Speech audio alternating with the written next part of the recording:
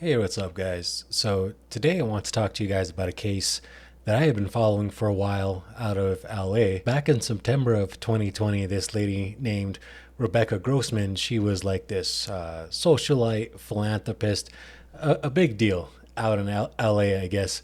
But after drinking with her boyfriend, she was racing, they were racing through the streets of Westlake Village, and she was going at about 81 miles per hour when she ran through a crosswalk and killed 11-year-old Mark Iskander and 8-year-old Jacob Iskander. Their mom had their 5-year-old sibling in the crosswalk as well, but she was able to grab them and get them in safety. But the two boys died. One died instantly, the other died at a hospital, and Miss Grossman was, of course, charged with vehicular homicide in that case. She was convicted recently, and just earlier this week was sentenced to two 15-year to life terms. So I'm guessing she could spend either 15 years or her life in prison. And I assume after that 15 years is up that she'll have some kind of hearing or something like that to determine if she'll be eligible for her release. That is a broad window, 15 years to the rest of your life. She is 60 years old, so that is a huge factor. And in 15 years, she'll be 75. She'll be, that's pretty old, right?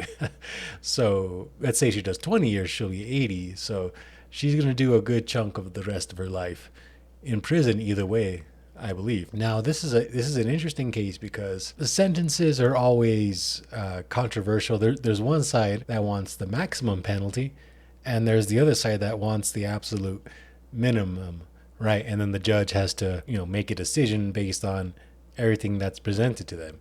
But you're not going to make everyone happy, or you're not going to make both sides happy with a sentence usually. So this is interesting, or at least I found this one interesting, because there seemed to be this two narratives here. Is Rebecca Grossman an absolute monster with no remorse, or is she just someone who just made a really bad mistake? I mean, what she did was horrible, going over 80 miles an hour through a crosswalk, killing two young boys.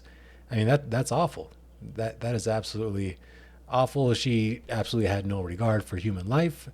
During that particular incident, it would appear, and it looks like justice was served with a conviction. There's some funny stuff going on afterwards. Apparently, she still maintains that she did not know that she hit anybody.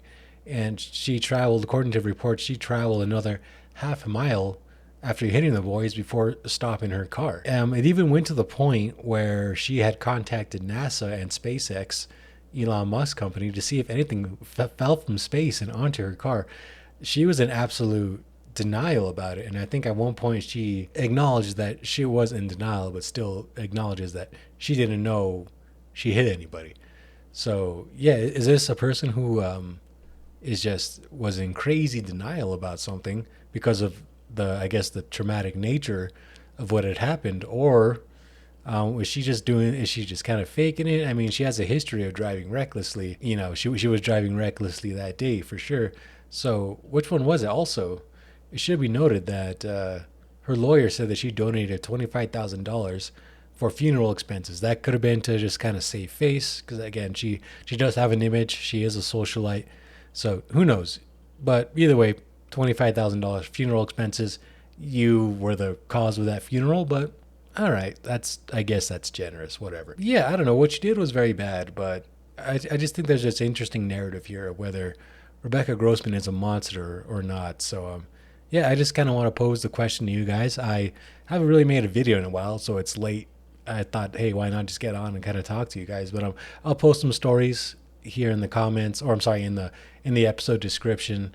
I mostly looked at the LA Times because this happened in their backyard. I thought they did a good job of covering it. Again, I had been following this for a while, mostly due to their coverage, but interesting case nonetheless. So that's about it for today, guys. Make sure to like the video, subscribe if you haven't already, and I'll catch you next time. Peace.